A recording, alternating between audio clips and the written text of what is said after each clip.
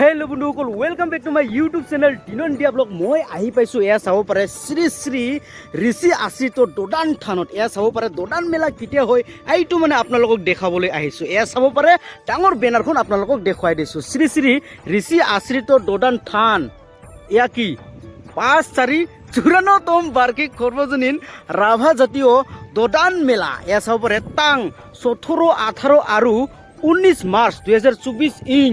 এয়া চাব এইটো হৈছে বাংলা চাগে ৩, ৪ আৰু ৫ চ'ত ১৪৩০ কেইটা ভাস্কৰবাৰ। এয়া চাব পাৰে ৰবিবাৰ, সোমবাৰ আৰু মংগলবাৰ। স্থান দোদান হাছু বাইদা। এয়া চাব পাৰে জিলা গোৱালপাৰা, RHAC অসম। ভক্ত প্ৰাণ ৰাইজৰ যোগদানৰ কামনা কৰা হ'ল। এয়া চাব পাৰে সকলোকে মানে কামনা কৰা হ'ল এই দোদান মেলাত আহিবলৈ। কেনেকুৱা মানে প্ৰস্তুতি চলাই আছে, এইফালে মানে একদম দোকান চোকান আহি গ'ল আৰু এইফালে মানে আপোনালোকক দেখুৱাই দিছোঁ অলপ পিছত। প্ৰথমতে আমি সোমাই যাম দোদান মন্দিৰত। এয়া চাব পাৰে এইটো হৈছে ডাঙৰ চাহ দোদান মন্দিৰৰ গেট। এনেকুৱা সুন্দৰকৈ মানে আৰু এইফালে দাদাই মানে কাম কৰি আছে এই গেটৰ কামবিলাক না দাদা গেটৰ এই লিখা লিখি কামবিলাক আপুনি কৰি আছে। সুন্দৰ দাদা বোধহয় ফোন আহিছে, ব্যস্ত হৈ আছে। এনেকুৱা কৰি প্ৰথমতে সোমাই ল'ম দোদান মন্দিৰত। তো বন্ধুসকল দাদাৰ মানে ফোন আহিছে, সেইকাৰণে অলপ ব্যস্ত হ'ল। মই সোমাই আহিলোঁ ডাইৰেক্ট আৰু আপোনালোকক দেখুৱাম মানে দোদান মেলাটো আহি পাল। সেইকাৰণে দোদান মেলাখনৰ মানে প্ৰস্তুতি কেনেকুৱা চলি আছে এইটো দেখাবলৈ আহিছিলোঁ। এয়া চাব পাৰে এইবিলাক মানে নতুন নতুন বেৰা বান্ধা হ'ল। এয়া চাব পাৰে মই আহিছোঁ ডালে দাদাৰ লগত। ডালে দা ভাল আছে না? সুন্দৰ। ডালে দা কিন্তু আগতকৈ বহুত ধুনীয়া দেখি আছে দেই, টিপ টপ। এয়া চাব পাৰে এনেকুৱা কৰি সেইফালে মানে ৰেষ্ট হাউচ আছে। ডালে দাদাৰ লগত আপোনালোকক ঘূৰি ঘূৰি দেখুৱাম কেনেকুৱা প্ৰস্তুতি চলাই আছে এই দোদান মেলাত। এয়া চাব পাৰে সেইফালে নাগৰদলা নে কি কয়, মীনা বজাৰ, এইবিলাকো আহি পাল। অলপ পিছত দেখাম বাৰু। এইটো হৈছে মেইন মন্দিৰ, আপোনালোকে সকলোৱে দেখিছে। তথাপিও আৰু আমি এনে ফুৰিবলৈ আহিছোঁ যেতিয়া আপোনালোকক দেখুৱাই দিছোঁ এইবিলাক। আৰু এয়া চাব পাৰে দোদান মন্দিৰৰ কাষতে এয়া মেইন ৰোড। এয়া চাব পাৰে একদম ডাঙৰ ডাঙৰ গাড়ী আপোনালোকে দেখিবলৈ পাব এই দোদান মন্দিৰৰ পৰা।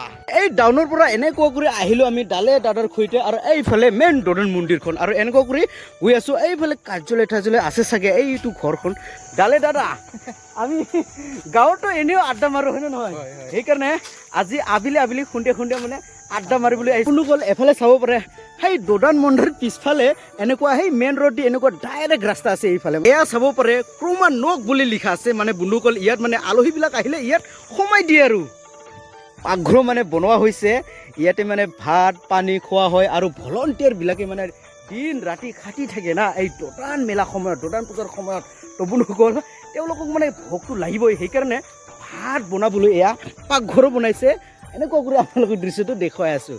এয়া চাব পাৰে বন্ধুসকল এতিয়া মানে এনেকুৱা কৰি উঠি আহি ইয়াতে মানে হাত ভৰি ধোৱা মানে পানীৰ ব্যৱস্থা কৰা হৈছে। এয়া চাব পাৰে যিসকলে মানে আগৰ বছৰত আহিছে, যোৱাবাৰে আহিছে, তেওঁলোকে গম পাব ভালদৰে। আৰু নতুন দৃশ্যটো আপোনালোকক দেখুৱাইছোঁ। এয়া চাব পাৰে আগৰ বছৰত যিসকলে আহিছে তেওঁলোকে এই গেটটো মানে দেখা নাই, এই নতুন গেটটো। এয়া চাব পাৰে শ্ৰী শ্ৰী ঋষি আশ্ৰিত দোদান থান, মানে এই নতুন গেটতো মানে এইটো মানে লিখা হৈছে এনেকুৱা সুন্দৰকৈ। আৰু এইফালে আমাৰ পূজাৰী দাদাই মানে আহি আছে। দাদা ভাল আছে না? নমস্কাৰ। হা হয় পূজাৰ কাৰণেতো বহুত প্ৰস্তুতি চলাই আছে। ৰং মাৰা কিবা কিবি বনোৱা বস্তু এইবিলাক চব চলি আছে, একদম সুন্দৰভাৱে চলি আছে না? সুন্দৰ। আপুনি ভালে আছে না খুৰা? সুন্দৰ। যাওক আপোনাৰ নিজৰ কামটো কৰি লওক। আমি মানে অকণমান মানে ফুৰিবলৈ আহিছোঁ, যিহেতু আবেলি এনে আড্ডা মাৰে আমি গাঁৱতে, সেইকাৰণে মানে আমি ফুৰিবলৈ আহিছোঁ। আৰু এনেকুৱা কৰি এইটো হৈছে মেইন দোদান ৰাজাৰ মন্দিৰ। এইটো আপোনালোকক দেখুৱাই দিছোঁ। আৰু এইটো হৈছে ইয়াত মানে বহুত মানুহে দাদা এই যে এইটো যিটো ঘৰ, ইয়াত মানে কৃষ্টিও মানে কৰা হয় না? কৃষ্টি গীত আৰু আৰতিও কৰা হয় এই জেগাতে। ইয়াত এনেকুৱা সুন্দৰকৈ দেখিবলৈ পাব। চাওকচোন বন্ধুসকল মানে এনেকুৱা ৰং কৰি দিছে। ডালে পুৰা একদম চিকচিকা দেখিল না? একদম দামী ৰং সানিছে এই ঘৰবিলাকত। এনেকুৱা সুন্দৰ দেখি আছে মন্দিৰ। এইটো হৈছে আমাৰ বীৰ দোদান ৰাজাৰ মন্দিৰ আৰু এইটো হৈছে আমাৰ শিৱ বাবাৰ মন্দিৰ। সৰু টেমা বাল্টি এইবিলাক পুৰা কাম চলাই আছে ৰঙৰ। এনেকুৱা কৰি মন্দিৰৰ পৰা ওলাই আহিলোঁ সেই গেটত চাওকচোন এই গেটটো কিমান ধুনীয়া দেখিছে নহয় নে ডালে চাওকচোন আমাৰ ডালে দ্বাৰা চাই আছে পুৰা ফেণ্টাষ্টিক দেখি আছে না চাওকচোন এই গেটখন মানে ইমান সুন্দৰ লাগিছে ইমান ফেণ্টাষ্টিক আৰু মানে গেটটো মানে সুন্দৰকৈ সজাইছে আৰু কালাৰো একদম মজাকে সজাইছে না কালাৰ হ'লে কালাৰ একদম টিপটপ দামী কালাৰ চাব পাৰে এই গেটৰ মাজত কি লিখা আছে চাৰপাক ঋষি ৰাচং ঠেকেং টান চাওক এটা ইয়াত আছে সিংহা আৰু ইয়াত আছে খাম আৰু স্থাপিত হৈছে 1971 আৰু সেই ঠেং হাত ধোৱা এইটো জেগা এনেকুৱা কৰি আৰু এইফালে আহিলে আপোনালোকে ইফালেও মানে মুখ হাত ধুব পাৰে আৰু এইফালে এনেকুৱা চাব পাৰে সেইফালে মহিলা আৰু সেইফালে পুৰুষ মানে পেচাব কৰা জেগা আৰু আপোনালোকে যদি মানে এই দৰান মন্দিৰত আহে তেনেহ'লে এই ইয়াত পেচাব কৰিব পাৰে এই বছৰত কিন্তু এই ভৰং নখখন ইমান সুন্দৰকৈ সজাইছে চাওকচোন এইটো হৈছে চিৰি এনেকুৱা মানে সজা হৈছে চাওকচোন একদম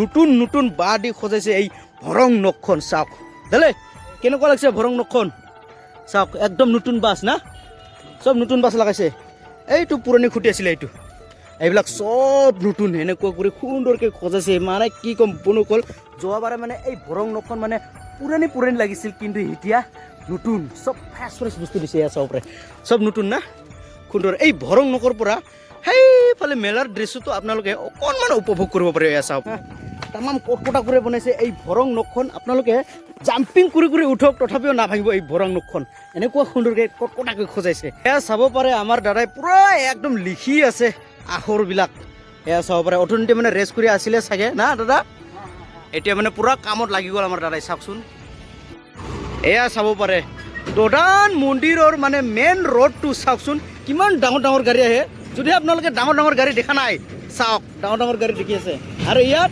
আমাৰ দাদাই পূৰা একদম লিখি আছে চাওক ইমান সুন্দৰকৈ লিখিব জানে আমাৰ দাদাই চাওকচোন দদান মন্দিৰ আৰু এনেকুৱা কৰি গেট চেট সজাই আছে আৰু এনেকুৱা কৰি এইটো হৈছে মঞ্চৰ দৃশ্য দেখিবলৈ পাব আৰু এনেকুৱা কৰি একদম মেলা চেলা পূৰা একদম সজাই আছে দিয়ক ইফালে চাব পাৰে আপোনালোকক মীনা বাজাৰ না নাগৰদলা বুলি কোৱা হয় এইটো মানে পূৰা প্ৰস্তুতি চলাই আছে বনোৱাত চাওক ইমান সুন্দৰকৈ সজাই আছে ইহঁতে একদম মজা আপোনালোকে যদি আহে মীনা বাজাৰ উঠিবলৈ ইমান নাগৰদলা না কি কয় যিসকলে নাগৰদলা লাভাৰ সিহঁতে চাওক সিহঁতৰ কাৰণে প্ৰস্তুতি চলাই আছে এই চাইডত আছে ডাঙৰ মেলা আৰু এইফালে আছে টিংটং এয়া আমাৰ ডালে দাদা এই ডালে দাদাৰ খুঁইতে একদম আপোনালোকক এই দদান মেলাৰ প্ৰস্তুতিবিলাক দেখুৱাই দিলোঁ হয়নে নাই সুন্দৰকৈ কেনেকুৱা লাগিল আহি ভালে লাগিল গাঁৱত এনে আড্ডা মাৰোঁ সেইকাৰণে আমি আবিলা আহিছোঁ এই দদান মন্দিৰত ফুৰিবলৈ আপোনালোকে যদি এই দদান মেলাত মোক দেখা পায় বা দিনন্দিয়া ব্লগ হেনা লাগি আছে বুলি যদি আপোনালোকে ভাৱ কৰি থাকে মোক দেখিলে তেনেহ'লে মাত দিব এটা মাত দিব সেই দিনন্দিয়া ব্লগ বুলি কৈ দিব মই লগে আপোনাৰ কাষত গৈ পাম এইটো কথাকে মই কৈ দিছোঁ আপোনালোকক মানে নাপাহৰিব মানে বলো গ'ল আপোনালোকক লগ পালে মোকো ভাল লাগে আৰু একেলগে মানে ভিডিঅ' বনাম এনেকুৱা কৰি নেকি সুন্দৰ তো বন্ধুসকল ভিডিঅ'টো চাই কেনে পালে যদি ভাল লাগে তেনেহ'লে লাইক শ্বেয়াৰ কমেণ্ট আৰু চেনেলটো ছাবস্ক্ৰাইব কৰি দিয়ক আৰু কাষতে থকা বেল আইকনটো ধাপ্পাক কৰি মাৰি দিয়ক তো বন্ধুসকল আজিলৈ ইমানে ধন্যবাদ।